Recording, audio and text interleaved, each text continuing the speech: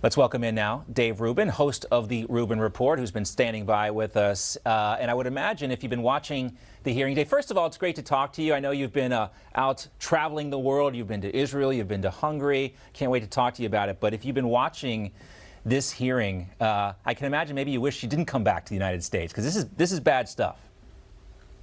It's really bad stuff. And actually what you and Bianca just said there was really on point. Look, clearly, the FBI has been weaponized to a degree.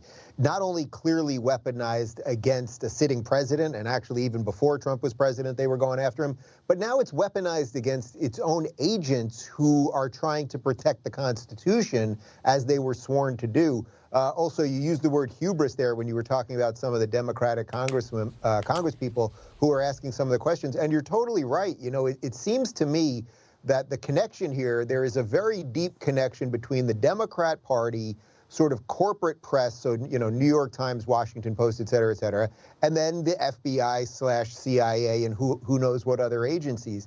I think for anyone that believes in America, that believes in our founding documents, that believes in a bit of transparency, we need to see some real answers here. You know, John, we can cover these things every week, another congressional hearing, another Senate hearing, but at some point, some heads have to roll. Exactly. You cannot be in a functional country where people see lies exposed all the time, but nothing ever comes of those exposures, because eventually people just stop believing in the system. And I think we're getting very precariously close to that situation. No, that's it. I mean, that's how you avoid another January 6th. They want to talk about January 6th, but when so many Americans feel like their voices are not being heard and there are no consequences for bad behavior, that's when people really get upset. All right, Dave, we just got a couple minutes left. John, Go just ahead. one other thing. It's not just that. It's also that when half of the congressional people up there asking the questions are being dismissive of the very people who have put their butts on the line to expose the truth.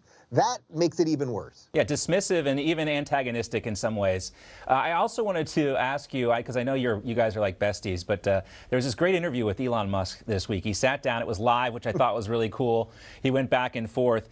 We heard a lot from Elon Musk, and here's part of the interview. Some tweets that seem to be, or at least give support to some who would call others conspiracy theories. Well, yes, but I mean, honestly, you know, some of these conspiracy theories have turned out to be true. Which ones? Well, like the Hunter Biden laptop. That's true. Yeah. Yeah. So, you know, that was a pretty big deal. There was Twitter and others engaged in active suppression of information that was relevant to the public. That's a terrible thing that happened. That's election interference. Now, one of my favorite parts of the interview is when the reporter asks him, which conspiracy theories, Dave? And Elon Musk's like, are you kidding? Which conspiracy theories? You know which ones we're talking about. Right. And this hearing is another example of exactly that. Well, what's beautiful about this interview with Elon, you know, he did this right after the Tesla shareholders meeting, where it's like, you know, a normal CEO probably doesn't even go up to face CNBC himself. He sends out a rep or something.